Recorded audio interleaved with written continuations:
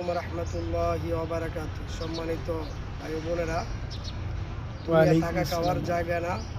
আল্লাহ তাআলা দুনিয়াতে আমাদেরকে পাঠাইছে অল্প সময়ের হায়াতের জিন্দিগি দিয়া। এই হায়াতের জিন্দিগিটা যে আপনি আমাকে দিছে, দিয়ে দেখতেছে কে কি করে।